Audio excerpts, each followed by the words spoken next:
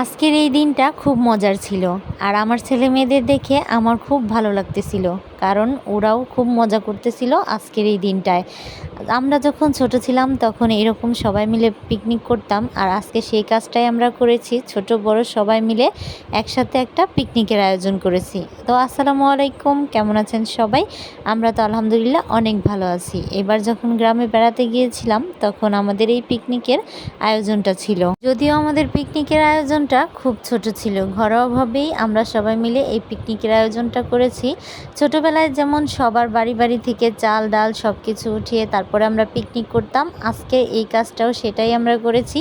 সবার ঘরে থেকে চাল ডাল এগুলো উঠিয়ে তারপরে একটা ফ্যামিলি পিকনিকের আয়োজন করা হয়েছিল।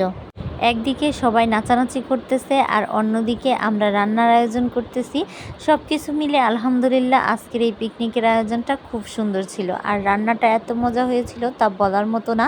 তো যাই হোক, আমরা এই তো সবাই মিলে নাচতেছি আবার রান্নাও করতেছি।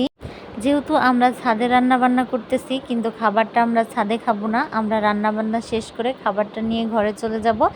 আর আজকের মতো খাওয়া দাওয়া করতে করতেই আমরা বিদায় নিব। আপনারা সবাই ভালো থাকবেন, সুস্থ থাকবেন। দেখা হবে পরবর্তী কোনো ভিডিওতে। আল্লাহ হাফেজ।